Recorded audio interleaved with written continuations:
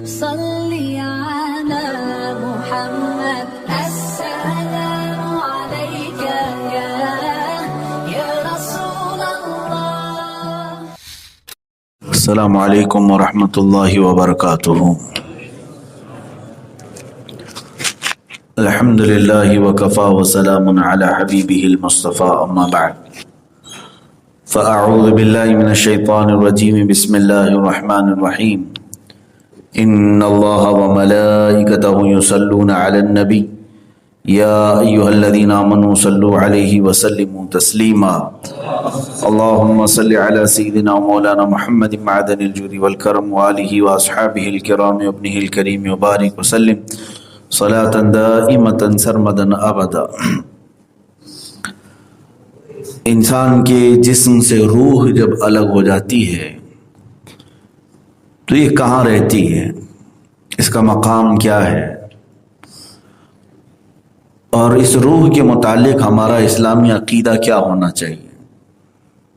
میں نے پچھلے کئی دنوں قبل غالباً روح کے متعلق کوئی بیان دیا تھا، اس پر کچھ سوال بھی مجھے آیا، اس کا تصفیہ بھی کروں.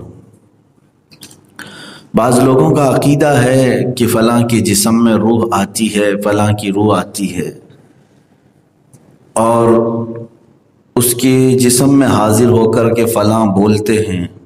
ان تمام کے معاملات کیا ہوتے ہیں؟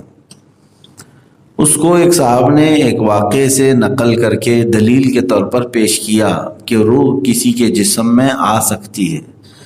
اس سلسلے میں آج آپ سے گفتگو کرتا ہوں، اور ہمارا تعلق جو ذکر کی مجلس کا ہے یہ زیادہ سے زیادہ روح سے ہی ہوتا ہے. ہم اپنی روح کی تربیت کے لیے ہی ان مجالس میں شرکت کرتے ہیں. اللہ تبارک و تعالیٰ نے روح اور جسم کے متعلق قرآن عظیم میں کیا فرمایا؟ پہلی بات تو یہ ہے کہ روح کے متعلق رب تعالیٰ فرماتا ہے، رسول اگر آپ سے کوئی روح کے بارے میں سوال کرے تو آپ فرما دیں یسألونک عن الروح قل الروح من امر ربی. آپ فرما دیں کہ روح یہ اللہ کا حکم ہے، اللہ کا حکم ہے. اسی سے یہ بات ثابت ہوتی ہے کہ روح کو فنا نہیں ہے. یہ عقیدہ یاد رکھ لیں، روح کو فنا نہیں ہے. باقی دنیا میں جو کچھ بھی ہے سب فنا ہونا ہے.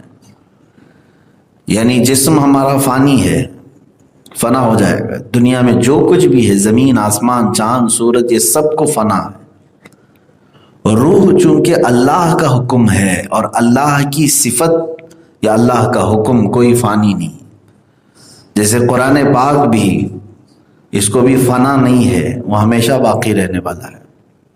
قرآن کا مطلب آپ یہ نہ سمجھیں جو اوراق ہیں، جو چھپا ہوا ہے، یہ تو ورق بوسیدہ ہوتے ہیں، ہم انہیں دفن بھی کرتے ہیں، پانی میں بہاتے ہیں.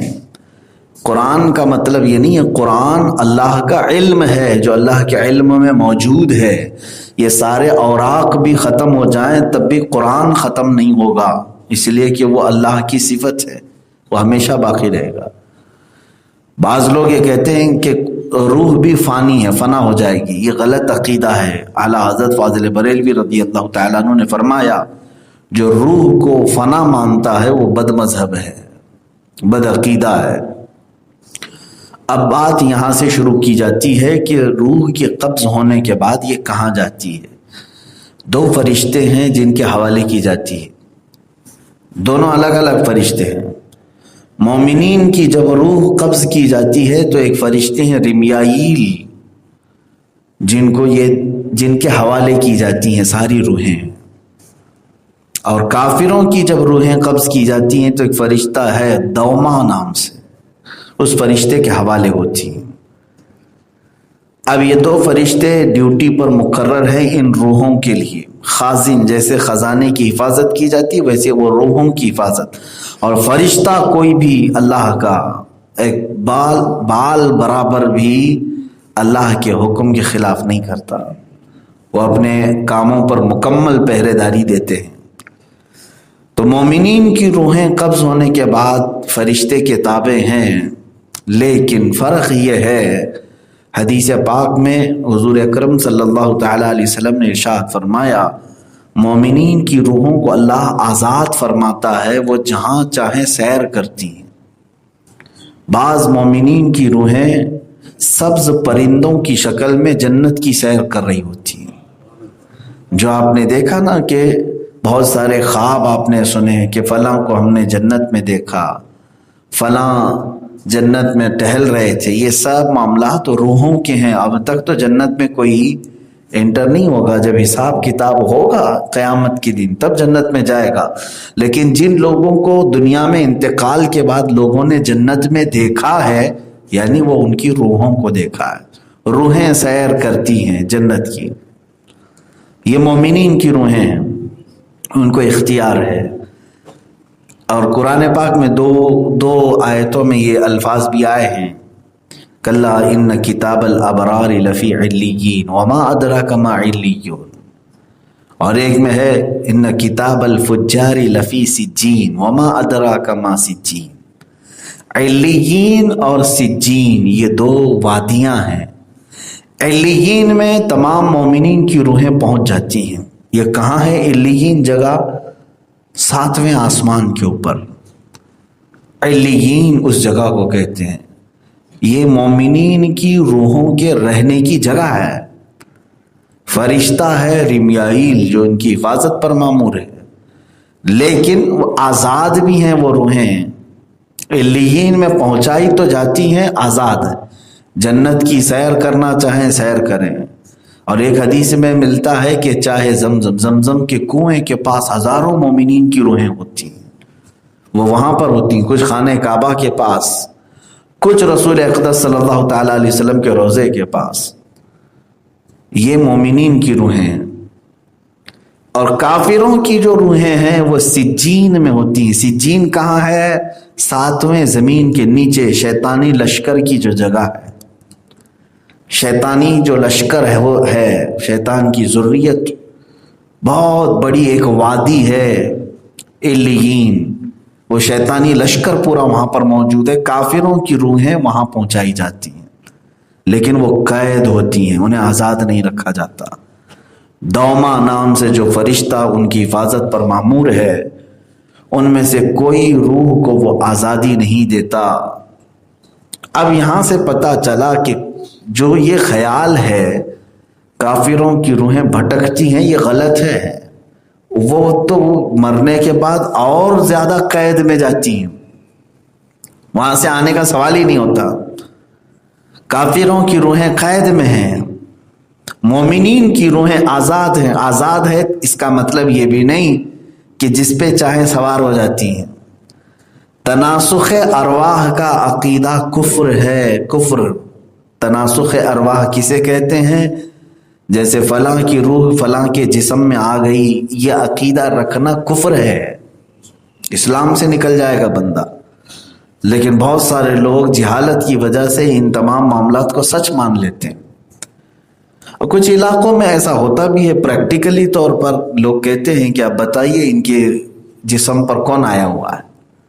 مثال کے طور پر آپ کے محلے سے کسی کا انتقال ہوا، یہاں پر کسی کا انتقال ہوا، اب آپ کے گھر میں مثال کے طور پر آپ کسی کی دادی تھی، دادی کا انتقال ہوا، انتقال کے بعد کہاں ہے آپ، کہاں رہ رہے ہیں؟ پاک سائٹ وکرولی میں رہ رہے ہیں، اور پھر ممبئی میں، ممبئی سینٹرل میں جائیں، وہاں کسی ایک عورت کے جسم پر وہ یہاں کی دادی آئی ہوئی ہے۔ وہ کیسے پتہ چلا؟ وہاں کے گھر والوں کے پاس ایک خاتون ہے جو بڑبڑا رہی ہے اور کہتی ہے میں پاک سائٹ میں رہتی تھی، فلاں مجھے فلاں نے مارا ہے، فلاں نے وہ کیا ہے، میری 4 بہنیں ہیں، میرے 2 بھائی ہیں، وہ سب پورے یہاں کے خاندان کی ڈیٹیل بتا بھی رہی ہے۔ تو وہاں کے لوگ پتہ کرتے ہوئے یہاں آ گئے، پوچھا کہ یہاں کوئی ایسی خاتون تھی؟ تو لوگوں نے کہا ہاں تھی۔ کہاں ہے؟ کہا انتقال ہوا۔ ارے انتقال ہوا؟ وہ تو ہمارے گھر میں ہماری فلاں خالہ کے جسم پر آتی ہے اور تمہارے گھر کے سارے قصے بیان کرتی ہے۔ اب ان لوگوں کو یقین ہو گیا کہ دادی جو ہے فلاں خالہ کے اوپر آتی ہے۔ کیسے یقین ہوا؟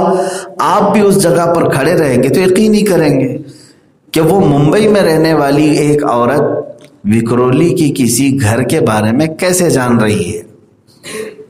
اس کے 4 بہنیں ہیں، 2 بھائی ہیں، گھر کے معاملات وہ وہاں رہنے والی خاتون کیسے جان رہی ہے؟ ضرور ان کی دادی ہمارے گھر کے خالہ کے جسم پر آئی ہے، وہی بتا رہی ہے۔ میرے عزیزو، نہ خالہ کے جسم پر دادی آتی، نہ دادی کے جسم پر خالہ آتی ہے، یہ کوئی تعلق نہیں۔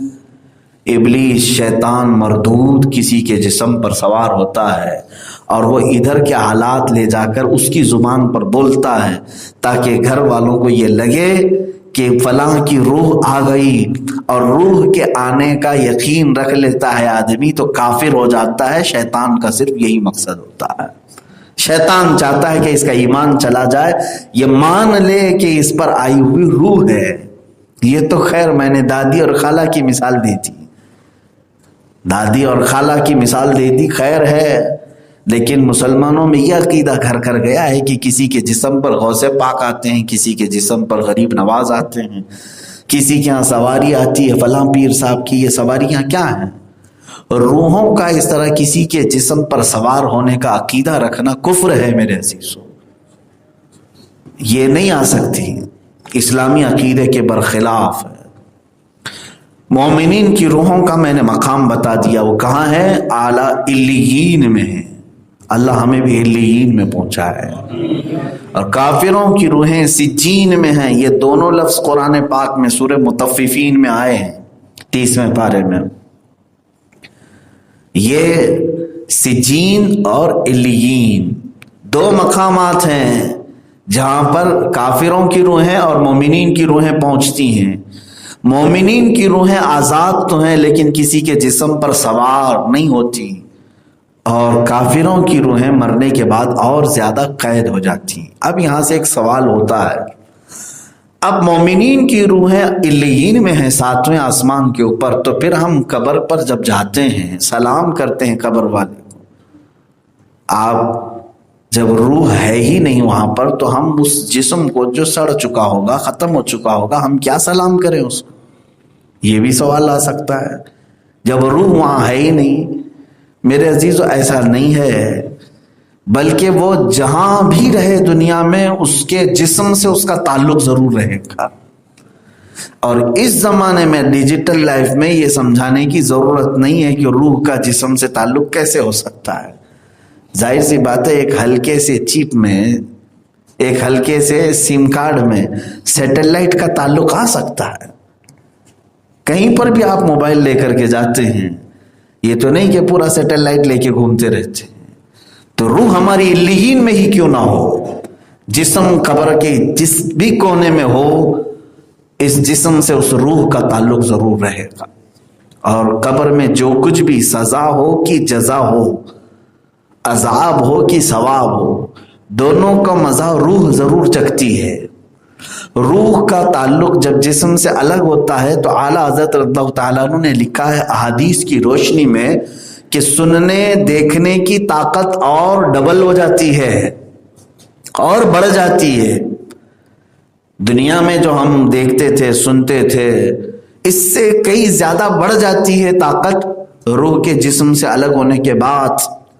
اسی لیے تو حدیث پاک میں ہے، رسول پاک صلی اللہ تعالیٰ علیہ وسلم فرماتے ہیں، تم جب قبرستان میں چلتے ہو تو تمہارے پیروں کی چرچراہٹ کی آواز بھی مردہ سنتا ہے، یعنی چپل کی آواز تک قبر میں اسے سنائی دیتی۔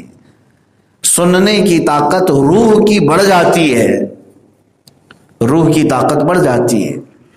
اچھا، یہ صرف مومنین کے متعلق نہیں، کافروں کے متعلق بھی ہے۔ کافر کے روحیں بھی سنتی بھی ہیں، دیکھتی بھی ہیں۔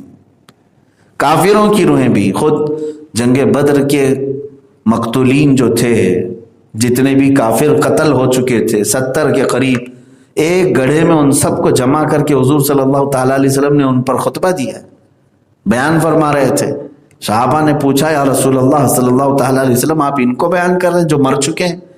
حضور صلی اللہ تعالیٰ علیہ وسلم نے فرمایا، ہاں، یہ زندوں سے بھی کہیں زیادہ سنتے ہیں۔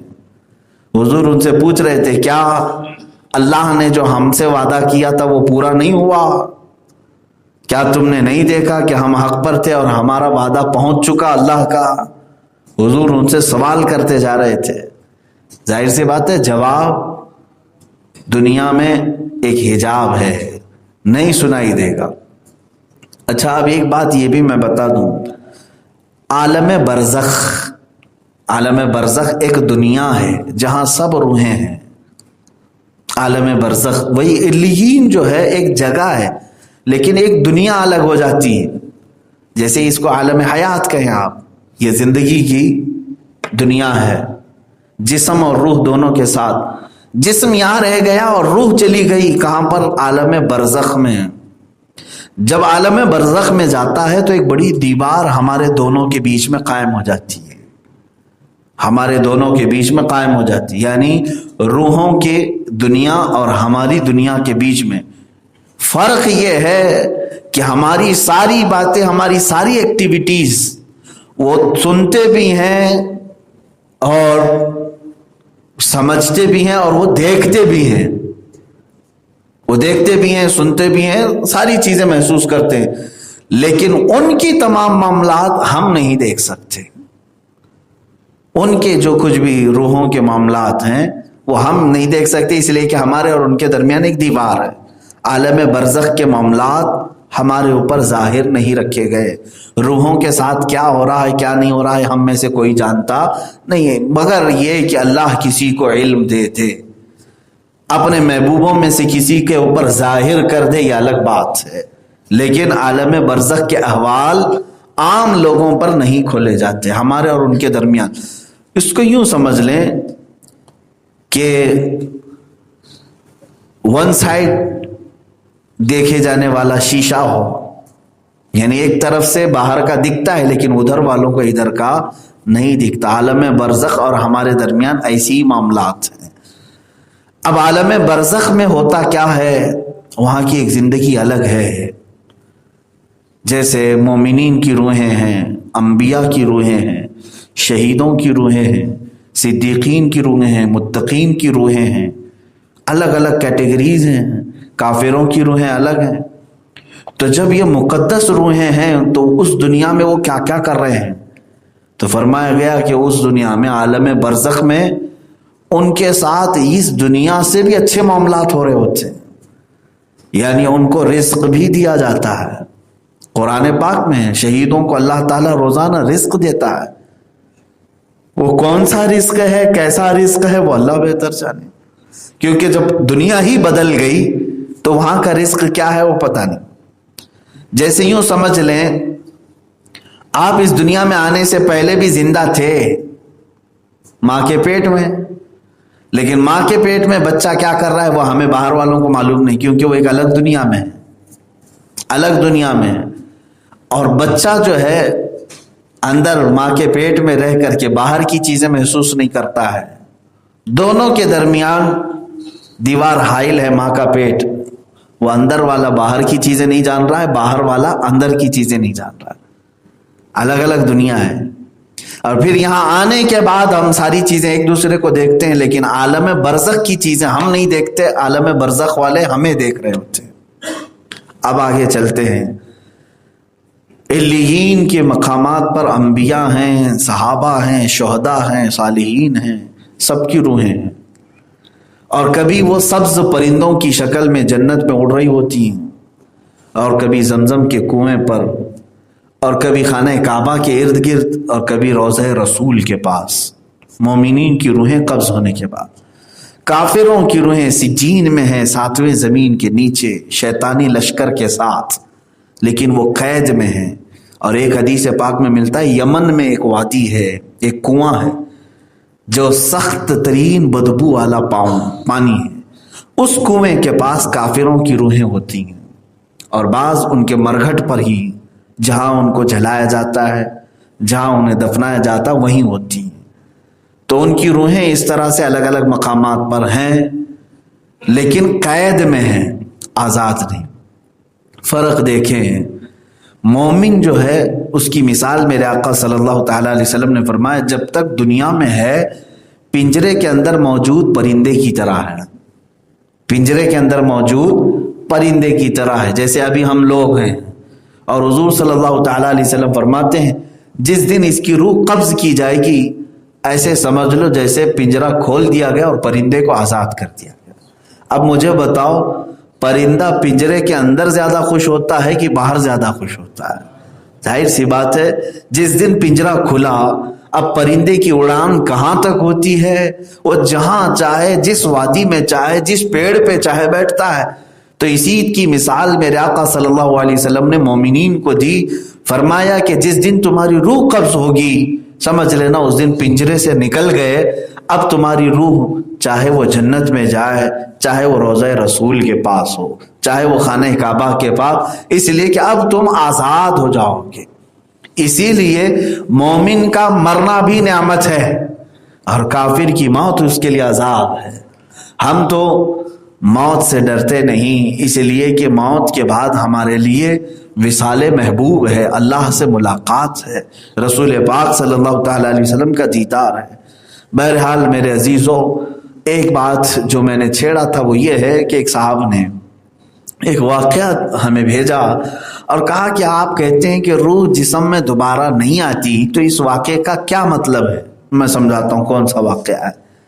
صابر علاء الدین کلیری رحمۃ اللہ تعالیٰ علیہ سلسلہ چشتیہ کے بڑے مشہور بزرگ ہیں۔ آپ کے متعلق یہ واقعہ مشہور ہے کہ آپ کے ایک مرید نے پوچھا تھا فنا اور بقا کسے کہتے ہیں؟ آپ جانتے ہیں فنا کا مطلب ختم ہونے والی چیز، بقا کا مطلب باقی رہنے والی چیز۔ یہ تصوف کی زبان میں دو اصطلاحیں ہیں، دو الگ الگ جملے ہیں، فنا اور بقا۔ اللہ تعالیٰ بقا ہے اور باقی سب چیزیں کیا ہے؟ فنا ہے۔ اب اس بزرگ سے جب کسی نے پوچھا فنا اور بقا کیا ہے تو انہوں نے فرمایا تجھے جواب دیا جائے گا بعد میں۔ ان کے وصال کا وقت آیا، ان کی وفات کا وقت آیا، کس کا؟ حضرت صابر کلیری رحمۃ اللہ علیہ۔ تو آپ نے یہ فرمایا کہ مجھے غسل دینا، جنازے کی نماز کے لیے کوئی آگے نہ بڑھنا، کوئی ایک مسافر آئے گا اور وہی میرے جنازے کی نماز پڑھائے گا۔ آپ کی وصیت کے مطابق آپ کو غسل و کفن دے کر کے لوگ جنازے کو سامنے رکھے، ایک بڑی تعداد میں لوگ نماز کے لیے حاضر تھے۔ ایک جمع غفیر تھا تو کافی دیر کے بعد ایک گھوڑ سوار آیا، اس کے چہرے پر نقاب پڑا ہوا تھا، وہ سیدھے سامنے آ کر کھڑا ہو گیا جنازے کے پاس اور لوگوں سے کہا کہ اپنی صفیں درست کر لو۔ لوگ اپنی اپنی صفیں درست کر لیے، اس لیے کہ اس کا رعب ایسا تھا کہ کوئی سوال ہی نہیں کر سکا، اور نماز قائم ہو گئی۔ جب جماعت ہو گئی تو جو صابر کلیری رحمۃ اللہ تعالیٰ علیہ کے جو مرید تھے، ان کے شاگرد تھے، وہ اس بات میں حیرت میں تھے کہ ہم اپنے پیر و مرشد کے نماز جنازہ کے متعلق کیا بیان کریں گے لوگوں سے کہ کس نے پڑھایا تھا۔ تو اس آئے ہوئے مسافر کو ان لوگوں نے پکڑ لیا اور کہا کہ آپ اپنا نام تو بتاتے جائیں، آپ کہاں سے آئے ہیں، کون ہیں، آپ کا تعارف کیا ہے؟ تو اس مسافر نے اپنے چہرے سے نقاب ہٹایا تو حضرت صابر کلیری ہی تھے، صابر علاء الدین کلیری رحمۃ اللہ تعالیٰ، وہ خود ہی تھے۔ تو وہ سختے میں رہ گئے سوال کرنے والا، تو مسکرائے اور انہوں نے فرمایا تو نے پوچھا تھا فنا اور بقا کیا ہے؟ یہ جنازے میں جو ہے وہ فنا ہے اور نماز پڑھانے والا یہی بقا ہے۔ یہ کیا معاملہ تھا؟ اس کے بعد وہ غائب ہو گئے۔ اس واقعے کو آپ نے سنا بھی ہوگا اور اکثر جگہ سنایا بھی جاتا ہے۔ اس کو دلیل بناتے ہوئے کسی صاحب نے مجھے کہا کہ آپ کہتے ہیں روحیں نہیں آتی، تو یہ کیا تھا؟ میرے عزیز میں آپ کو بتاؤں، اسی لیے میں نے شروع سے اس ٹاپک پر کہا کہ مومنین کی روحوں کو اللہ نے بڑی آزادی عطا کی، بڑی آزادی عطا کی اور قوت عطا کی ہے۔ اب یقیناً جو انہوں نے کہا فنا اور بقا، جو جسم تھا وہ فانی ہے اور جو روح ہے وہ باقی ہے۔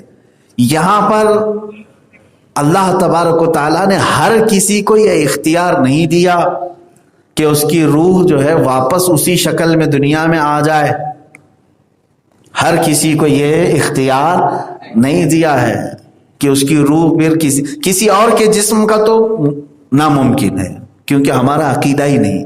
ایک کی روح جب قبض ہو گئی تو وہ کسی اور کے جسم پہ نہیں آ سکتی، لیکن اسی جسم کی شکل میں آنا یہ اولیاء کاملین کے لیے ممکن ہے، انبیاء صادقین کے لیے ممکن ہے۔ یعنی اب کیا ہوا تھا، وہاں جو نماز پڑھائے اگر وہ صابر کلیری رحمۃ اللہ تعالی علیہ تھے تو پھر جنازے میں کون سویا تھا؟ اور اگر وہ جنازے میں ہی تھے تو یہ نماز پڑھانے والا کون تھا؟ کیا دو صابر تھے دنیا میں؟ دو صابر تھے؟ ایسا کیسے ہوا ہے؟ ایک لیٹا ہوا صابر ہے اور ایک پڑھا ہوا صابر ہے۔ میرے عزیزو، انہوں نے اس فلسفے کو یہی سمجھایا کہ دو الگ الگ صابر نہیں، ایک ہی صابر علاؤالدین کلیری ہے۔ جو جسم جو جنازے میں لیٹا ہوا ہے وہ صابر کلیری کا جسم ہے، اور جو نماز پڑھا رہا ہے یہ صابر کی روح ہے۔ اور روح کو اللہ تعالیٰ خود اپنی شکل، یعنی جو اس کی دنیا میں تھی اسی شکل میں واپس دے بھیجنے کا اختیار ہے۔ اسی لیے بہت سارے لوگوں نے عالم بیداری میں حضور پاک صلی اللہ تعالی علیہ وسلم کی زیارت کی ہے۔ عالم بیداری میں حضور صلی اللہ تعالی علیہ وسلم کی زیارت کی ہے، تو اس کا مطلب کیا ہے؟ حضور پھر کسی اور کے جسم پہ سوار ہو کے نہیں بلکہ خود اپنی اصلی شکل میں تشریف لاتے ہیں۔ یہ میرے آقا صلی اللہ تعالی علیہ وسلم کو اختیار ہے، اور اسی لیے کئی مشائخ نے دیکھا بھی ہے رسول کریم صلی اللہ تعالی علیہ وسلم عالم بیداری میں۔ خواب میں تو تشریف لائیں گی، روحیں خواب میں آتی ہیں، اس میں کوئی دقت کی بات نہیں۔ ہمارے جتنے بھی مومنین ہیں یا کافروں کی بھی روحیں خواب میں آ جاتی ہیں، وہ الگ مسئلہ ہے، لیکن عالم بیداری میں انتقال کے بعد ہر ایک کو یہ پاور اور اختیار نہیں ہے۔ یہ صرف انبیاء صادقین، اولیاء کاملین کو اللہ نے اختیار دیا ہے، کسی دوسرے کی شکل میں نہیں بلکہ ان کی ہی اپنی اصلی شکل میں دوبارہ وہ حاضر ہو سکتے ہیں، لیکن لمیٹڈ ٹائم کے لیے بھی۔ ایسا نہیں ہے کہ پھر وہ لمبے ٹائم کے لیے دوبارہ ایک زندگی گزارتے رہے، جیسے حضرت سیدنا عیسیٰ روح اللہ علیہ الصلاۃ والتسلیم جن مردوں کو زندہ کرتے تھے۔ اب ظاہر سی بات ہے یہاں پر بھی سوال ہوتا ہے نا، ایک آدمی جب مر چکا، قبر میں جا چکا، اس کا معاملہ ختم ہو گیا، جسم سڑ گیا ہے، روح علیین میں ہے کہ سجین میں ہے پتہ نہیں ہے، لیکن عیسیٰ علیہ السلام جب قبر کو ٹھوکر مارتے، قبر پھٹتی اور وہاں سے مردہ کھڑا ہوتا۔ 3 مردوں کو آپ نے اپنی زندگی پاک میں زندہ کیا ہے، اور وہ سب کی تاریخ بھی موجود ہے۔ وہ کیا ہوتا تھا میرے عزیزو؟ ایسا نہیں ہے کہ ایک نیا آدمی تیار ہوتا تھا، بلکہ اسی کی روح کو اسی کے جسم میں دوبارہ واپس اللہ اپنے حکم سے چاہتا تو واپس بھیجتا اور پھر وہ کھڑا ہوتا۔ اس میں عیسیٰ علیہ الصلاۃ والتسلیم کا صرف آرڈر کرنا ہے، یعنی بظاہر عیسیٰ علیہ السلام کا قدم لگانا یا ہاتھ لگانا ہے، لیکن اللہ کے چاہے بغیر نہیں ہے۔ قرآن میں جہاں پر بھی یہ بات آئی ہے، حضرت عیسیٰ علیہ السلام نے ساتھ ہی یہ فرمایا، وَأُحْيِي الْمَوْتَى بِإِذْنِ اللَّهِ، میں مردوں کو زندہ کرتا ہوں اللہ کی اجازت سے۔ ایسا نہیں انہوں نے فرمایا کہ میں جیسا چاہوں کروں گا، اللہ کی اجازت سے۔ تو اللہ تبارک و تعالیٰ قادر مطلق ہے، جس روح کو جب چاہے کسی اسی کے جسم میں دوبارہ اسے اٹھائے۔ جیسے اصحاب کہف کا معاملہ ہے، 300 سال سوتے رہے، لیکن دوبارہ کیا کسی اور کے جسم پہ سوار ہو کے آ گئے؟ نہیں، بلکہ انہی کے جسموں میں اللہ نے دوبارہ اس روح کو ڈالا اور وہ دوبارہ زندہ ہو کر کھڑے بھی ہوئے۔ انبیاء صادقین کے متعلق بھی یہی ہے، انبیاء کرام علیہ السلام کی روحیں ان کی جسموں میں بھی واپس رہتی ہیں، وہ اعلیٰ علیین میں ہیں۔ اب یہاں پر ایک اور مسئلہ مجھے عرض کرنا ہے، روح کو اتنی طاقت دے دو روح کو کہ وہ بقا کی منزلیں طے کرے۔ بقا کی منزلیں کیا ہیں؟ کہ تمہارے انتقال کے بعد بھی اللہ تعالیٰ تمہیں تمہاری روح کو اتنا تصرف عطا کرے، اتنی طاقت دے جو اولیاء کاملین کو ملتی ہے۔ وہ کیا ہے؟ اب یہاں پر ان کی قبروں میں جسم ہے، روح علیین میں ہے، جہاں پر بھی ہے یا قبروں میں بھی ہے۔ ہوتا یہ ہے کہ ہم اعتقاد یہ رکھتے ہیں کہ ان کے مزارات پر جائیں گے تو ہمارے معاملات حل ہو جائیں گے۔ میاں وہ ایک الگ دنیا میں ہمارے معاملات کیسے حل کرتے ہیں؟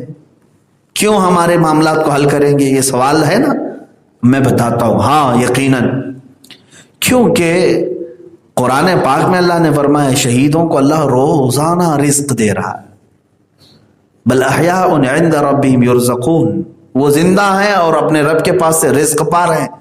مفسرین فرماتے ہیں کہ اللہ کے ولی وہ شاید شہید ہوں، صدیق ہوں، صالح ہوں، رزق پا رہے ہوتے ہیں اللہ کی طرف سے۔ رزق کا مطلب صرف کھانا پانی نہیں ہے، کھانا پانی کو رزق نہیں کہتے، نیک اولاد بھی رزق ہے، مال بھی رزق ہے، صحت بھی رزق ہے۔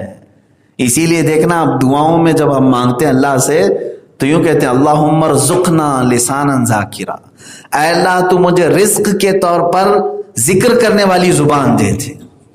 تو یہ بھی رزق ہے۔ رزق میں بہت ساری چیزیں آتی ہیں، لیکن اکثر لوگ کیا سمجھتے ہیں روٹی چاول وغیرہ اسی کو رزق کہتے ہیں۔ رزق کا مفہوم بہت طویل ہے، کپڑے بھی رزق ہیں، صحت بھی رزق ہے، اولاد بھی رزق ہے، ماں باپ کا تمہیں دیا جانا یہ بھی رزق ہے، گھر اللہ نے تمہیں دیا یہ بھی رزق ہے، زمین کا مالک تمہیں اللہ نے بنایا یہ بھی رزق ہے۔ بہت ساری چیزیں رزق میں آتی ہیں۔ تو قرآن میں اللہ فرما رہا ہے ان کو اللہ رزق عطا کرتا ہے، اس کا مطلب بے شمار چیزیں عطا کر رہا ہے، بے شمار چیزیں۔ اب میرے عزیزو، مفسرین فرماتے ہیں وہ خود اس میں سے استعمال کرتے ہیں جو انہیں چاہے۔ کھانے والا رزق ہو تو کھا لیتے، پہننے والا ہو تو پہن لیں، استعمال کرنے والا ہو استعمال کر لیں، لیکن اللہ کا عطا کیا ہوا اتنا ہوتا ہے کہ وہ کل استعمال نہیں کرتے، جتنا چاہے استعمال کرتے ہیں۔ اب ان کے قریب جو بھی آتا ہے اپنے رزق میں سے انہیں بھی کھلا دیتے ہیں، انہیں بھی دے دیتے ہیں۔ یہ ہے مزارات اولیاء پر ہم جو جاتے ہیں اسی اعتقاد کے ساتھ کہ اللہ کا دیا ان کے پاس بہت کچھ ہے، وہ خود استعمال کرتے ہیں اور جو ان کے قریب جاتا ہے اسے بھی کھلا پلا دیتے ہیں۔ غریب جائے، کھانے کی حاجت ہو تو کھانا مل جائے، پہننے کی حاجت ہو تو پہننا مل جائے، اولاد کی حاجت ہو تو اولاد مل جائے، کیونکہ یہ سب رزق اللہ نے انہیں عطا کیا ہے۔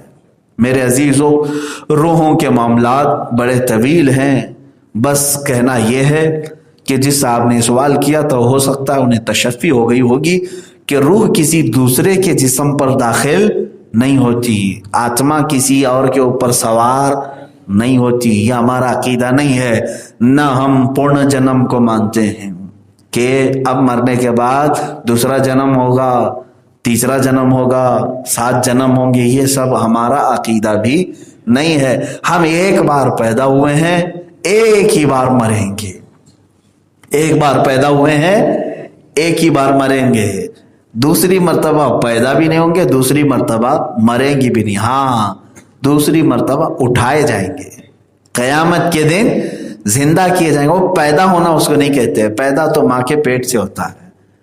دوسری مرتبہ جو قیامت کے دن اٹھائے جائیں گے، عقیدے میں ہمارے کیا ہے؟ قیامت کے دن دوبارہ پیدا ہوں گے نہیں، بلکہ دوبارہ اٹھائے جائیں گے۔ یہ عقیدہ رکھیں، بس کافی ہے۔ یہاں پر دنیا میں یہ تمام عقائد اسلامی نہیں ہے کہ آپ یہاں مرنے کے بعد، اس لیے کہ یہ کہہ کر کے کچھ لوگوں کو بے حس کر دیا گیا ہے، ارے اس جنم میں کر لو، اگلے جنم میں پاپ سب دھل جائیں گے، اگلے جنم میں ہم نیک بن جائیں گے، اچھے ہو جائیں گے۔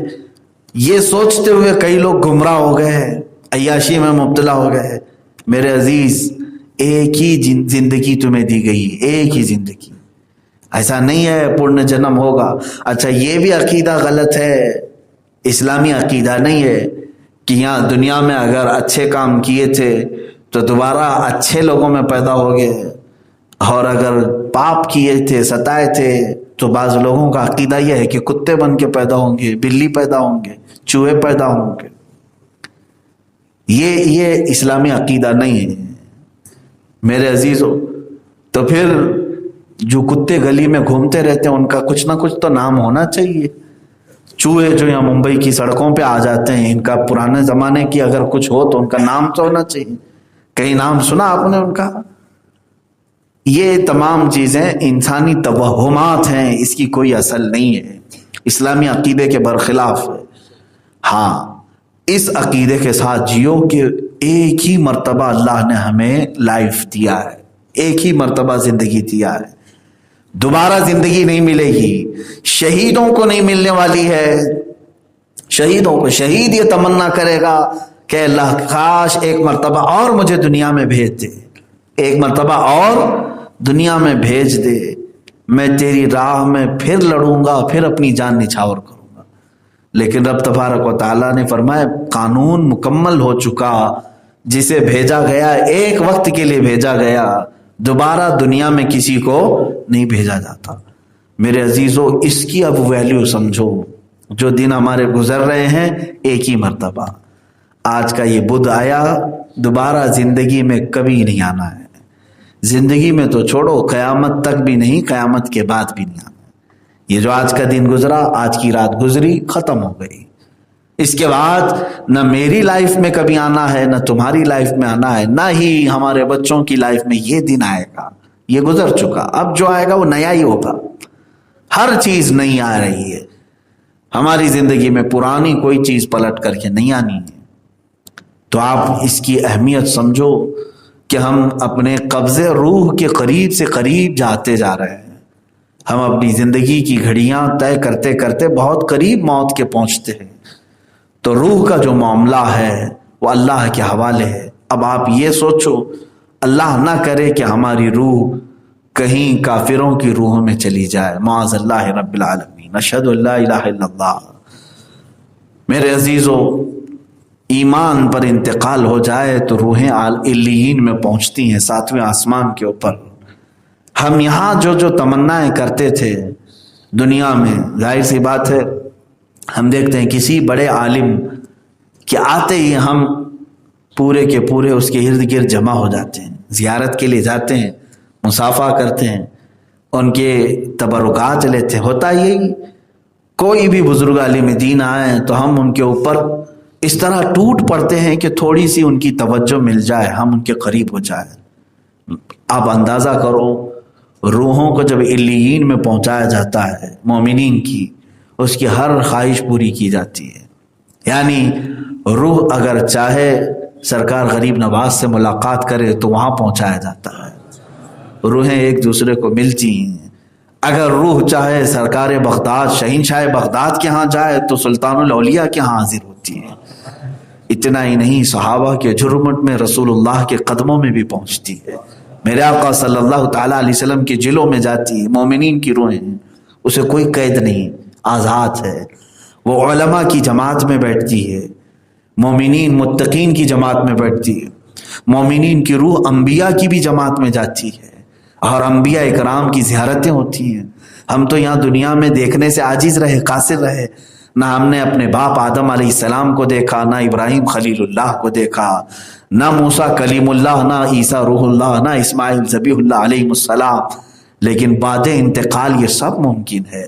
ان انبیاء اکرام علیہ السلام کے ہاں یہ روحیں جا سکتی ہیں۔ اور اس سے بڑھ کر کے اور کیا چاہیے میرے عزیز، کہ اگر مومن کی روح قبض ہونے کے بعد رسول پاک صلی اللہ تعالیٰ علیہ وسلم کی جلوں میں، ان کی رحمت گاہ میں پہنچ سکتی ہے تو پھر تو آرام ہی آرام ہے، چین ہی چین ہے، سکون ہی سکون ہے۔ اسی لیے شاعر نے کہا ہے، اب تو پائے ناز سے اے فرشتوں میں کیوں اٹھوں، مر کے پہنچا ہوں یہاں اس دل ربا کے واسطے، مر کے پہنچا ہوں یہاں اس دل ربا کے واسطے۔ عزیزان گرامی وقار، زندگی جینے کے بعد اسی آس اور اسی یاس میں ہم اپنی زندگی کے لمحات گزاریں کہ کہیں ایسا نہ ہو کہ ہماری کسی گناہ پر اللہ ناراض ہو اور مرنے سے پہلے اللہ تعالیٰ کا غضب نہ آ جائے، تو پھر ساری زندگی برباد ہو جائے گی، ختم ہو جائے گی۔ یہاں بھی کچھ نہیں ملا اور مرنے کے بعد بھی اگر کچھ نہیں ملا تو فضول زندگی ہے، اس کی فضول ہے۔ موت کے بعد بھی اگر کافروں کی سجین والی جماعت میں چلا گیا اور شیطانی لشکر کے ساتھ رہنے لگا تو مجھے بتاؤ اے مومنوں، زندگی بھر تو نام لیتے تھے اہل اللہ کا، اللہ کے ولیوں کا، رسول پاک کا، موت کے بعد بھی تمہاری روح اتنی پاورفل نہیں ہو سکی کہ وہ علیین میں جا سکے، تو پھر کیا حاصل ہے؟ اسی لیے اپنی روح کو آلودہ ہونے سے، ناپاک ہونے سے ہمیشہ بچاتے رہو۔ آلودہ اور ناپاک کیسے ہوتی ہے روح؟ جب بندہ اللہ کی نافرمانی کرتا ہے، یہ روح اپنے مقامات سے گرتی چلی جاتی ہے۔ جیسے کہتے ہیں نا روحانیت ختم ہو گئی، اس کا مطلب کیا ہے؟ روح کے مقامات ہوتے ہیں وہ گرتی چلی جاتی ہے، جتنے دھبے اس پر لگیں گے روح کا مقام نیچے آتا چلا جاتا ہے، یہاں تک کہ بعض انسان ایسے ہوتے ہیں کہ ان کی روح اتنی گر جاتی ہے کہ وہ خنزیر سے بھی نیچے آ جاتے ہیں، غلیظ جانور سے بھی نیچے آ جاتے ہیں۔ اسی لیے فرمایا گیا کہ جب روح اپنے مقامات سے گرتے گرتے نیچے آ جاتی ہے تو پھر وہی ہوتا ہے جو اپنی ماں سے زنا کو بھی ہلکا سمجھتا ہے۔ یہ روح جب گر جاتی ہے پھر اس کا علیین میں کیا کام، اسے جین میں چلی جائے۔ روح کو آلودہ ہونے سے بچا لو۔ روح اللہ کا نور ہے، اللہ کا حکم ہے، اور اس کو پاک کرنے کا سب سے بہترین ذریعہ اللہ کا ذکر ہے، ذکر الہی ہے۔ جس قدر تم ذکر کے عادی بنو گے روح اتنی ہی پاک ہوتی چلی جائے گی اور اتنے ہی مقامات طے کرتی جائے گی، یہاں تک کہ ایک مقام ایسا بھی آئے گا کہ تمہارے جسم کو اگر تم نے کھانا پانی نہیں بھی دیا تو روح اتنی طاقتور ہوگی کہ تم اس کے بل بوتے ہمیشہ زندہ رہ سکتے ہو۔ 12 سال تک بابا فرید گنج شکر رحمۃ اللہ تعالیٰ نے ذکر الہی میں مشغول رہے، نہ کھایا نہ پیا، یہاں تک کہ روایات یہ بتاتی ہیں کہ جسم پر درخت کی بیلیں لگ گئی تھیں۔ لوگ گزرنے والے سمجھتے کہ جھاڑیاں ہیں، کیسے ممکن ہے یہ تمام چیزیں؟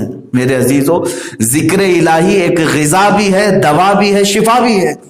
جب بندہ اس میں حصہ لیتا ہے، بڑھتا جاتا ہے تو روح اتنی طاقت کو پہنچ جاتی ہے کہ پھر جسمانی حاجات بھی اس کی ضرورت نہیں پڑتی، نہ اسے کھانے پینے کی حاجات، نہ استنجا وغیرہ کی حاجات، کیونکہ جب جسم کے اندر نور داخل ہوتا ہے تو فضلہ بھی نہیں ہوتا، کچرا بھی نہیں ہوتا۔ اسی لیے زیادہ سے زیادہ ذکر الہی میں مشغول رہو۔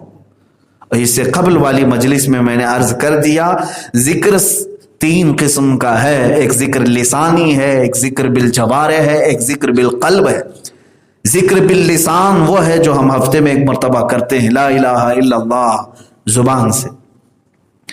ذکر بالجوارح ہے، ہاتھوں سے، پیروں سے۔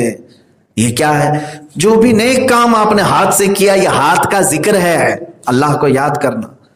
چل کر مسجد تک آئے، یہ پیروں کا ذکر ہے۔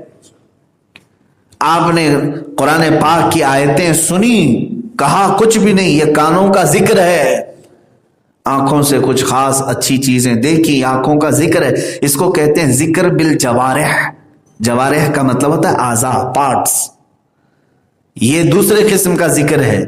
تیسرا ہے ذکر بالقلب، اب زبان سے بھی کچھ نہیں کہہ رہا، ہاتھ پیر سے بھی کچھ نہیں کر رہا ہے، بلکہ صرف دل میں اپنے رب کو یاد کر رہا ہے۔ مجھے میرا مولا کھلاتا پلاتا ہے، وہ کتنی شان والا ہے، صرف دل میں یہ سوچا، یہ ذکر بالقلب ہے، یہ دل کا ذکر ہے۔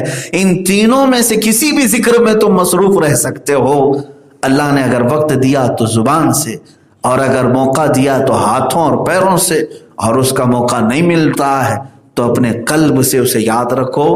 اور اللہ رب العزت کو ان تینوں اذکار، تینوں طریقوں میں سے کسی ایک سے بھی کوئی غافل نہیں رہا تو پھر وہ بندہ ہے جو مقامات روح کے طے کرتا چلا جاتا ہے۔ پھر اللہ تعالیٰ آیتوں میں فرماتا ہے وَسِيقَ الَّذِينَ اتَّقَوْا رَبَّهُمْ إِلَى الْجَنَّةِ زُمَرًا۔ پھر جو اللہ سے ڈرتے تھے دنیا میں، متقیوں کی جماعت، ایمان والوں کی جماعت، یہ بھی لائے جائیں گے جنت کی طرف، یہ بھی جماعت در جماعت آئیں گے۔ حَتَّى إِذَا جَاءُوهَا وَفُتِحَتْ أَبْوَابُهَا، جب یہ مومنین دروازے پر پہنچیں گے، جنت کے دروازے کھول دیے جائیں گے۔ جنت کی خوشبو 500 سال کی مسافت دور سے ہی آ رہی ہوگی، جنت کی خوشبو ابھی 500 سال کی مسافت ہو سکتی ہے، اتنی دور سے جنت کی خوشبو محسوس کر رہا ہوگا مومن، اور جب وہاں پہنچا ہوگا تو پھر خوشبو کا حال کیا ہوگا؟ دروازے کھول دیے جائیں گے۔ وَقَالَ لَهُمْ خَزَنَتُهَا، اور ان سے بھی جنت کے دربان پوچھیں گے، کہیں گے، جیسے دوزخیوں کو جو فرشتے ہیں وہ بہت سخت فرشتے ہیں، دوزخ پر جو مامور ہیں بہت سخت فرشتے ہیں۔ دوزخ کے دربان کا نام حضرت مالک ہے، جو داروغہ دوزخ ان کو کہا جاتا ہے۔ ویسے کئی فرشتے مقرر ہیں، ان میں جو سردار فرشتے ہیں ان کا نام حضرت مالک ہے، وہ سخت قسم کے فرشتے ہوں گے۔ اور پھر جنت کے جو دربان ہیں وہ حضرت رضوان ہیں، جنت کے داروغہ فرشتے ہیں، سردار فرشتے جو ہیں، جنت کے سارے دروازوں کے امور جن کے ہاتھ میں ہیں وہ حضرت رضوان، وہ بھی فرشتے ہیں۔ جب مومنین وہاں پہنچیں گے دروازے کھول دیے جائیں گے، ان سے بھی وہ دربان فرشتے کہیں گے، کیا کہیں گے؟ ویسے نہیں، کیا تمہارے پاس رسول نہیں آئے تھے؟ کیا تمہیں آج کے دن سے ڈرایا نہیں گیا تھا؟ بلکہ دروازے کھولتے ہی وہ کیا کہیں گے؟ وَقَالَ لَهُمْ خَزَنَتُهَا سَلَامٌ عَلَيْكُمْ، فرشتے کہیں گے اللہ کی سلامتی ہو تم پر، آ جاؤ، طِبْتُمْ فَادْخُلُوهَا خَالِدِينَ، مبارک ہو تمہیں، آؤ اندر ہمیشہ ہمیشہ کے لیے۔ جو جنت میں جائے گا وہ بھی ہمیشہ کے لیے جائے گا۔ وَمَا هُمْ بِخَارِجِينَ مِنْهَا، کوئی بھی جنت سے نکالا نہیں جائے گا۔ جنت میں جانے کے بعد پھر ایگزٹ نہیں ہے، کوئی نہیں آئے گا، جو وہاں گیا وہ ہمیشہ رہے گا۔ پھر سارے مومنین کیا کہیں گے؟ سب سے پہلے جنت میں جاتے ہی وَقَالُوا الْحَمْدُلِلَّہ، سب مومنین کہیں گے الحمدللہ، ہمارے مولا کا، رب ذوالجلال کا، اللہ کا شکر ہے، تمام تعریفیں اس کے لیے ہیں۔ الذی صدقنا وعدہ، جس نے اپنا وعدہ سچ کر دکھایا ہمیں، ہم اس سے دنیا میں ڈرتے تھے اور اس کی جزا میں آج مولا نے ہمیں جنت عطا کر دی۔ جنت کیا ہے میرے عزیزو؟ آج تک اس کو کسی آنکھ نے دیکھا نہیں، کسی کان نے اس کے مثل کوئی چیز سنی نہیں۔ ہاں، مصطفیٰ کریم صلی اللہ تعالیٰ علیہ وسلم سے جو ہم نے سنا ہے جنت کی نعمتیں کیا ہیں، وہاں پر کس انداز سے محلات تعمیر ہیں، ایک ایک محل جو جنتیوں کو دیا جائے گا اس کی دیواریں ایک سونے کی اینٹ سے، ایک چاندی کی اینٹ سے اس طرح تعمیر کی گئی ہیں، زمین مکمل نرم زعفران سے، اور گھر محلوں کے اندر جواہرات، یاقوت، زمرد، لولو اور نہ جانے مرجان، کون کون سے قیمتی پتھروں سے محل کو سجایا گیا ہے۔ ایک چھوٹے محل کی بات کر رہا ہوں۔ پھر ہر محل کے اندر نہر جاری ہوگی، جنات تجری من تحتها الانہار، وہ ایسے باغیچے تمہیں دیے جائیں گے جن کے نیچے نہریں بہہ رہی ہوں گی۔ وہ نہریں کس طرح کی؟ ان نہروں کے متعلق کہا گیا ہے دودھ سے زیادہ سفید پانی اور شہد سے زیادہ میٹھا ہوگا، اور جو اس سے پانی پی لے وہ کبھی پیاسا نہ ہوگا، لا نظمأ بعدہ ابدا، اس کے بعد کبھی پیاس نہ لگے اگر اس سے دنیا میں ایک کسی کو پلا دیا جائے۔ وہ جنت کی نہریں ایک ایک کا، سب ایک ایک جنتی ان سب چیزوں کا مالک ہے۔ پھر اس کے بارے میں سورہ واقعہ میں ملتا ہے، یہ کیسے بیٹھے ہوں گے جنتی۔ قرآن پاک سورہ واقعہ پڑھو تو آپ کو سمجھ میں آئے گا۔ ثلۃ من الاولین وقلیل من الآخرین علی سرر موضونۃ متکئین علیہا متقابلین، سریر یعنی دیوان لگائے ہوں گے، ان کے گدے بچھائے گئے ہوں گے بہت ہی اعلیٰ قسم کے، پوری دنیا کے بادشاہ مل کر وہ دیوان نہیں خرید سکیں گے، ان کے پاس اس طرح کا دیوان کبھی آیا نہیں ہوگا۔ جنتیوں کو بٹھایا جائے، ایک جنتی اس پر مسہری پر بیٹھے ہوگا، متکئین ٹیک لگائے بیٹھے ہوں گے۔ یہ جنت کے احوال بیان ہو رہے ہیں، ٹیک لگائے بیٹھے ہوں گے اور آمنے سامنے ہوں گے دوسرے جنتی بھی، دوسرا جنتی اس طرف ہے، ایک جنتی اس طرف ہے، آمنے سامنے ہوں گے۔ یطوف علیہم ولدان مخلدون، وہاں خوبصورت لڑکے خدمت کے لیے معمور ہوں گی، وحور عین کامثال اللؤلؤ المکنون، اور اللہ فرماتا ہے بڑی بڑی آنکھوں والی حوریں ایسی جیسے کہ چمکدار موتیوں کی طرح، ایک ایک جنتی کو 70 حوریں خدمت میں دی جائیں گی۔ وہاں پر کیا ہے؟ نہ بیمار ہونا ہے، نہ سر درد آنا ہے، نہ بخار، نہ سردی۔ جنت میں نہ غم ہے، نہ کسی چیز کا خوف ہے۔ خوف کس چیز کا ہوتا ہے؟ مرنے کا ہوتا ہے، موت تو آنی نہیں ہے۔ کوئی چیز چلی جائے گی، فوت ہو جائے گی تو اس کا غم ہے، وہ چیز ہونا نہیں ہے وہاں پر۔ ڈر بیماری کا ہے، بیمار ہونا نہیں ہے۔ پھر پلس کبھی ایسا ہوا کہ پیٹ درد سے آدمی بے چین ہوتا ہے، بے قرار ہوتا ہے، جنت میں نہ کبھی کسی کو پیٹ درد ہونا ہے، نہ کسی کو طہارت استنجا پکانے کی حاجت ہونی ہے، کیونکہ وہ نوری جگہ ہے، جو کھائے گا وہ نور ہی نور ہے، نور ہی نور ہے، اس کا فضلہ نہیں، نور کا فضلہ نہیں ہوتا، کچرا نہیں ہوتا۔ تو جنت میں کسی چیز کی فکر نہیں، اسی لیے قرآن میں جگہ جگہ اللہ نے فرمایا لا خوف علیہم ولا ہم یحزنون، نہ ان پر کسی چیز کا خوف ہوگا نہ کسی چیز کا غم ہوگا۔ اسی لیے میرے عزیزو جنت کی چاہت رکھو، اس سے بڑھ کر کے کیا ہے؟ جنت میں ایک محل کیسا دیا جائے گا پتہ ہے؟ جنت فل ہو چکی ہوگی، فل ہو چکی ہوگی، سب سے اخیر میں ایک بندہ آئے گا، حساب دیتے دیتے دیتے زمانہ گزر گیا، جنتی جنت میں جا چکے، سب کا فیصلہ ہو گیا، لاسٹ آنے والا، سب سے اخیر میں آنے والا جنتی پتہ نہیں کتنے 100 سال بعد آئے گا، بخشش ہو گئی، اس کی سزائیں ختم ہو گئیں، اسے بھی نکال کر کے لایا گیا۔ جنت میں وہ آیا، دیکھا ساری جنت بھری ہوئی، سب کے محلات لگے ہوئے ہیں، ظاہر سی بات ہے انٹرنس پر سیدھے ہی آتے ہی بڑے بڑے محلات اور سب کے نام لگے ہوئے ہیں۔ یہ حسرت سے دیکھنے لگا میں بہت تاخیر سے آیا، مجھے جگہ ملے گی یا نہیں ملے گی؟ سب سے اخیر میں آنے والا جنتی، تو وہ جنت میں اندر آئے گا، رب تبارک و تعالیٰ سے پوچھے گا کہ مولا میری جگہ ہے یا نہیں جنت میں؟ رب تبارک و تعالیٰ فرماتا ہے جنت میں اس بندے سے پوچھتا ہے تیری کیا خواہش ہے؟ جنت میں یہ محلات سب کو جو دیے گئے وہ کتنے بڑے ہوں گے میں انداز آپ کو بتاتا ہوں۔ اس بندے سے پوچھا گیا، وہ بندہ کہتا ہے میرے لیے کوئی جگہ ہے یا نہیں؟ اللہ تعالیٰ فرماتا ہے اے بندے تو دنیا سے آیا، دنیا میں رہا، زمین پر رہا، زندگی گزارا، وہاں سے آیا، اب تیرے لیے جنت ہو گئی۔ پوری دنیا جتنی بڑی تھی کیا اتنا بڑا محل تجھے دے دوں؟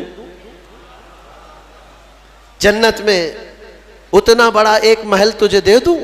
وہ خوشی سے مولا کی بارگاہ میں اچھلنے لگا، مولا اتنا بڑا محل، اگر اتنی بڑی نعمت مجھے مل جائے تو کیا کہنے؟ رب تعالیٰ فرماتا اے بندے کیا تو اس بات پر راضی ہے کہ دنیا کے برابر 2 دنیا برابر میں ایک محل دے دوں؟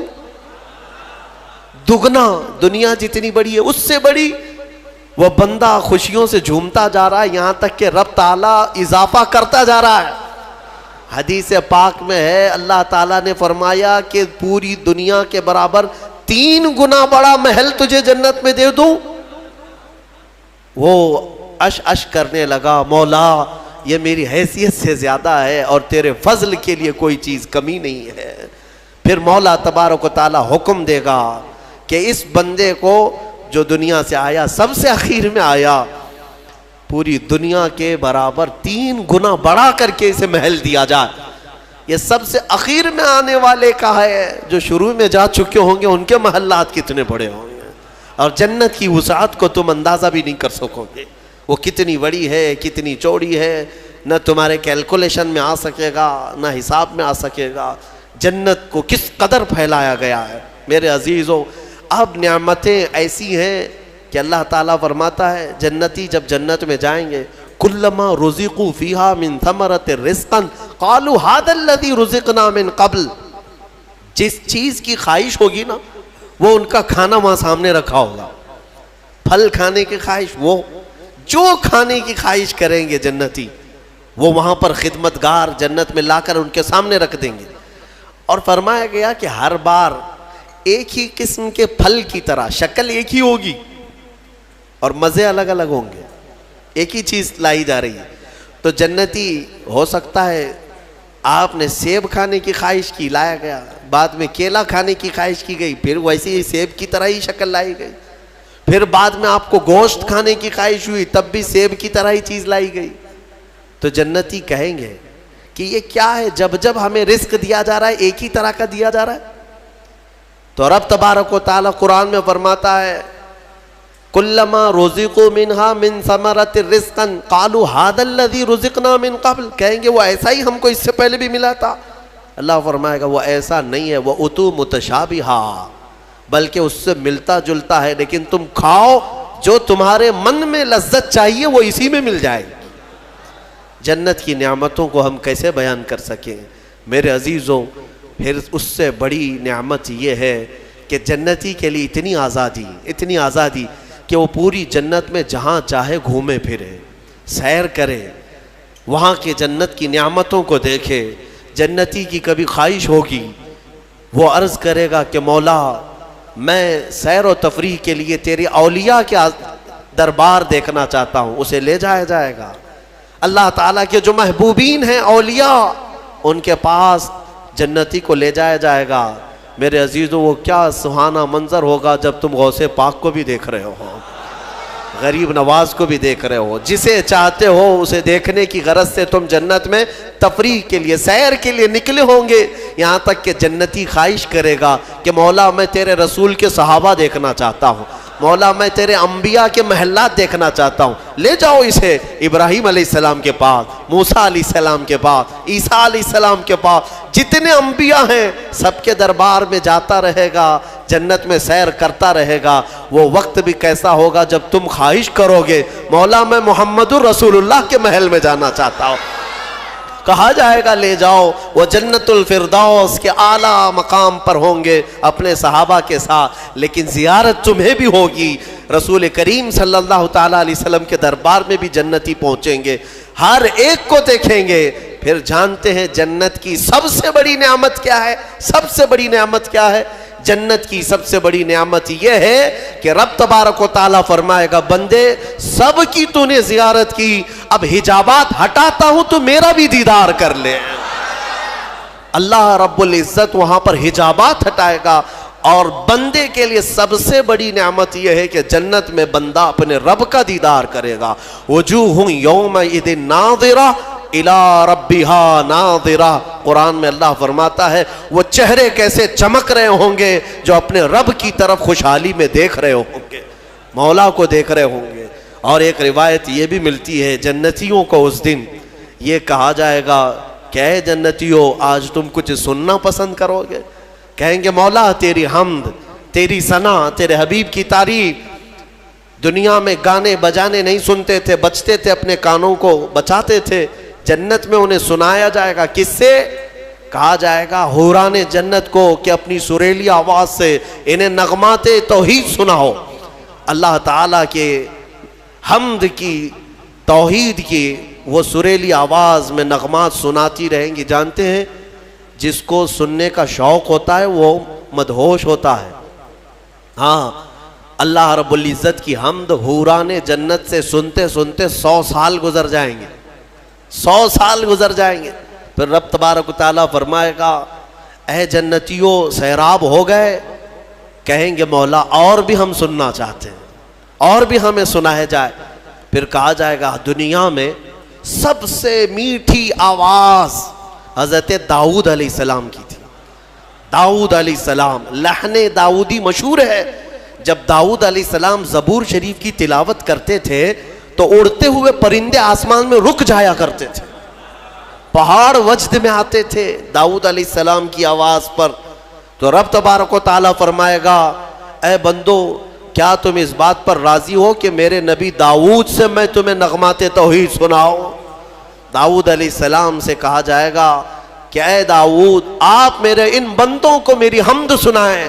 داؤد علیہ السلام اپنی میٹھی آواز میں جب نغمات توحید گنگنا رہے ہوں گے 100 سال گزر جائیں گے, پتہ نہیں چلے گا, پتہ نہیں چلے گا. پھر مولا تعالیٰ فرمائے گا سیراب ہو گئے, تم سیراب ہو گئے. جنتی کہیں گے مولا تیری حمد اور بیان ہو تو اچھا ہے, اب ہاں اور ہم سننا چاہتے ہیں. رب تعالیٰ فرمائے گا فرشتوں حجابات ہٹاؤ, میں خود سناؤں میرے بندے سنیں گے. مولا کریم کیا وہ منظر ہوگا. اسی لیے جنت میں جانے کی تڑپ رکھو, طلب رکھو. ایسے نہیں کہ یہاں پر 4 دن کی عیاشی کے لیے جنت کو قربان کر دیا. یہاں تم گھوم پھر کر کے خوب محنت کر کے بھی اگر کچھ حاصل کر لیے تو کتنا کر لو گے, کتنا جی لو گے. مرنا تو ہے, تمہیں مرنا ہے. 70 سال 80 سال 100 سال جیو گے, اس کے بعد کیا ہے؟ موت تو آنی ہے. اور تمہارے جسم کے ساتھ ہمیشہ خطرہ بنا ہوا ہے دنیا میں. پتہ نہیں آج تو ٹھیک ٹھاک ہوں, کل پتہ نہیں کیا ہونا ہے. سردی موت کا سبب بنتی ہے, سر درد جو ہے بڑی بیماریوں کا سبب بن جاتا ہے. اچھے خاصے لوگوں کو ہم دیکھتے ہیں اچانک ختم ہو گئے. تو یہ دنیا تو ایسی ہی ہے. تم کروڑوں کما کر کے بھی وہ عیش نہیں لا سکو گے. ہم نے دیکھا ہے, آپ نے قارون کی جنت سنی, قارون کے خزانے سنے ہوں گے, اور شداد کی جنت سنی ہوگی. شداد نے جنت بنا دیا تھا دنیا میں. جنت کا مطلب وہ سن کر کے اس نے بھی سونے چاندی کی اینٹوں سے محل بنا دیا, اندر باغیچے لگا دیا, نہریں جاری کر دیا. لیکن شداد اس جنت میں قدم تک نہیں رکھ سکا, اس سے پہلے موت آ گئی, مر گیا.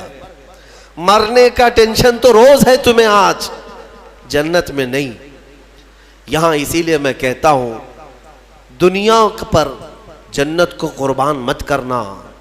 بہت زیادہ اگر تم محنت کر بھی لے جاؤ گے تو چند دنوں کا عیش ہے تمہارے پاس. یہ مال, یہ متاع, یہ عورتیں, یہ بچے. قرآن کہتا ہے زُيِّنَ لِلنَّاسِ حُبُّ الشَّهَوَاتِ مِنَ النِّسَاءِ وَالْبَنِينَ وَالْقَنَاطِيرِ الْمُقَنطَرَةِ مِنَ الذَّهَبِ وَالْفِضَّةِ وَالْخَيْلِ الْمُسَوَّمَةِ وَالْأَنْعَامِ وَالْحَرْثِ ذَلِكَ مَتَاعُ الْحَيَاةِ الدُّنْيَا. اللہ فرماتا ہے لوگوں کے پاس چمکا دی گئی ہیں زینت کے طور پر. کیا؟ شہوت کی خواہش, عورتوں سے شہوت کی خواہش. اس کو انسان سمجھتا ہے سب سے بڑی چیز ہے یہ دنیا میں, سب سے اچھا عیش ہے, عورت اچھی مل گئی, خوبصورت. بہت سارے لوگ آدھی زندگی عورت کے پیچھے ہی برباد کر چکے. ان کو ایسا لگتا ہے کہ ایک لڑکی کو حاصل کر لینا ہماری آدھی زندگی کا وصول ہو گیا. تمہیں پتہ بھی نہیں, یہ تو جوڑے اللہ نے ویسے بھی تمہیں دیے ہوئے, اور اس پر سر کھپانا صبح سے شام, شام سے صبح. بیچارہ پریشان ہے ایک عورت کی خاطر. ہم دیکھتے ہیں اکثر نوجوانوں کی زندگیاں اسی میں ختم ہیں. وہ اسے محبت سمجھتے ہیں, اسے عشق سمجھتے ہیں. دیوانوں, یہ جسموں کے ملاپ کو محبت اور عشق کہاں کرے ہو. محبت اور عشق ایک بہت ہی مقدس الفاظ ہے, مقدس الفاظ ہے. ہاں, صرف آدمی اپنے جسمانی سکون کو حاصل کرنے کے لیے, اپنی شہوت کو پوری کرنے کے لیے محبت کا نام دے رہا ہے. محبت کیا ہے؟ محبت تھوڑی نہ ہے. عورتوں کی خواہش میں آدھی زندگی ختم ہوئی. یہ وہی لوگ تو ہیں جو شادی سے پہلے نہ جانے کتنے راتیں جاگتے تھے, پوری رات بات کرتے تھے. پتہ نہیں کتنے وعدے, معاہدے, ایگریمنٹ ہوا کرتے تھے. شادی کے 8 دن کے بعد پھر زندگی چینج ہے. ہو سکتا ہے چند مہینے اچھے بتا لیے ہوں, اس کے بعد تو اب فون پہ بھی بات نہیں کرتا, گھر پہ بھی بات نہیں کرتا. جو گھنٹوں بات کرتا تھا, ہو گئی محبت, ختم ہو گئی. عشق کی داستان ختم ہو گئی. کہاں ہے جو تم پہلے اس کے لیے وعدے کرتے تھے, اب کہاں ہے؟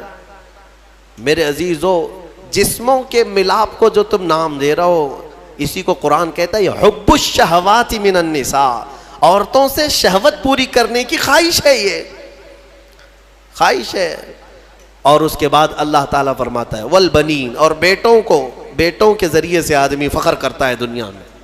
میرے اتنے بیٹے ہیں, میں اس کے اتنے بیٹے ہیں. عربوں میں بھی یہی تھا, بیٹے پیدا ہوں تو اس پر فخر کرنا. دنیا اس پر فخر کرتی ہے, اسی کو مال سمجھتی ہے. والقناطیر المقنطرۃ من الذهب والفضہ, اور سونے چاندی کے زیورات, اس کو سمجھتے ہیں کہ دنیا ہے ہمارے پاس, بہت مال ہے. یہ عورتوں کی عادت ہے, وہ اسی ہوڑ میں لگی رہتی ہیں پوری زندگی. بڑھاپا آ گیا, بال سفید ہو گئے, بوڑھی ہو گئیں, لیکن سونے کی ہوس نہیں گئی.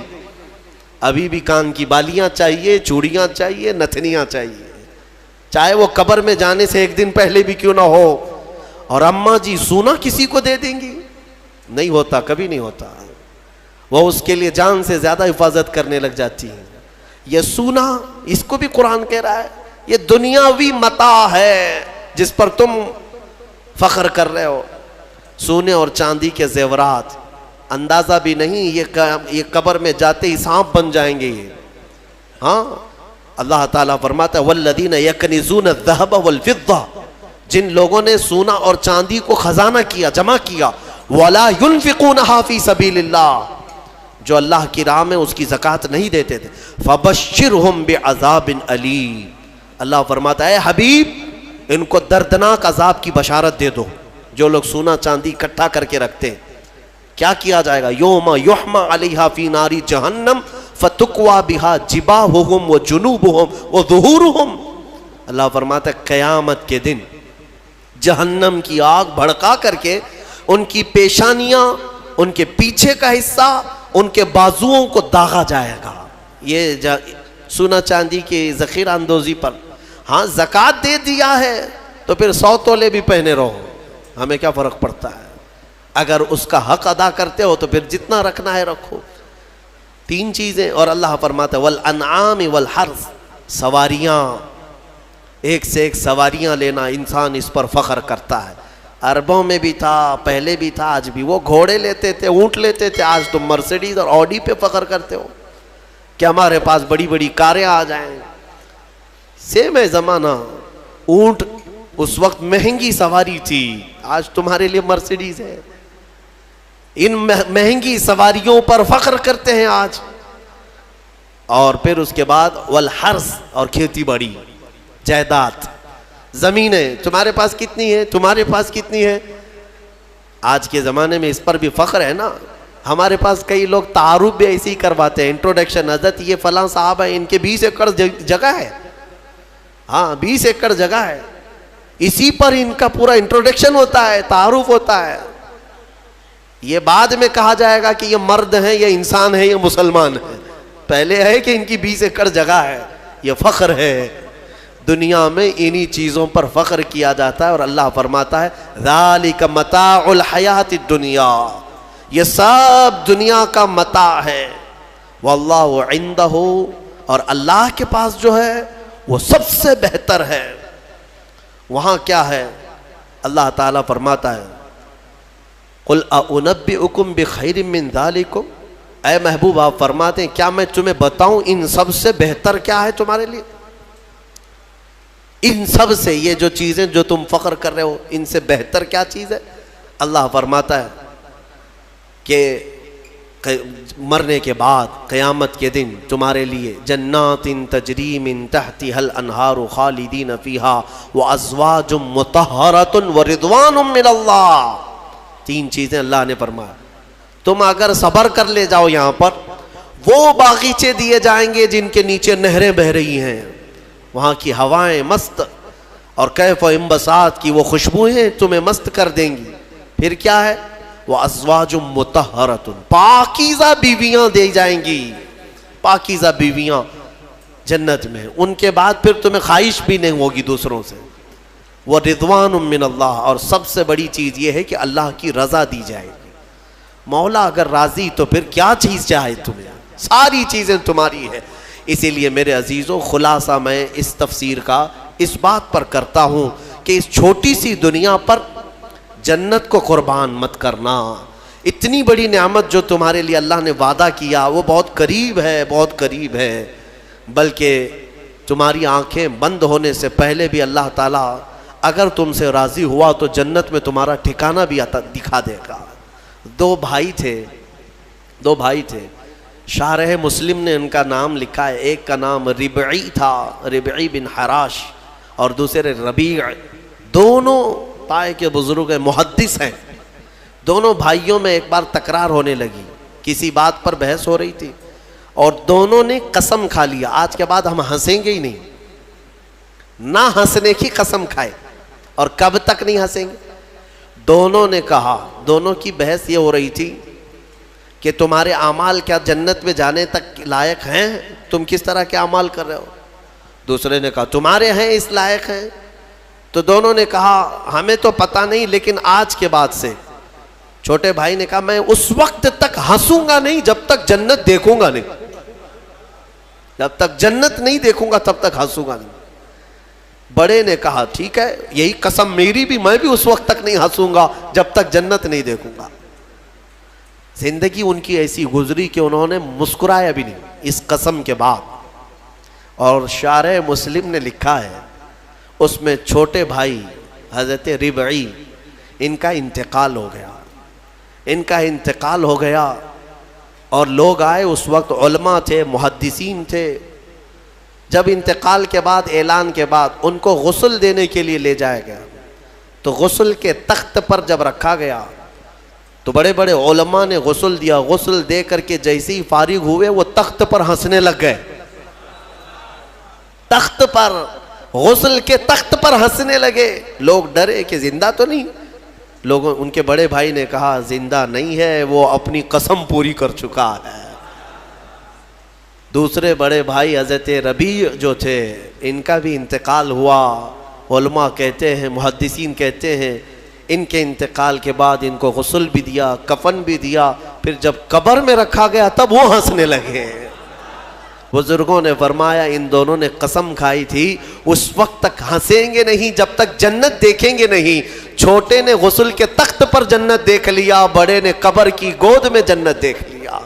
مولا کریم وہ عفو و غفور ہے، رحیم ہے، تمہیں دنیا سے جانے سے پہلے پہلے وہ محلات دکھا دے گا، اسی لیے طلب اسی کی رکھو۔ اللہ تبارک و تعالی ہمیں جنتی اعمال کی توفیق عطا فرمائے۔ وآخر دعوانا الحمدللہ رب العالمین۔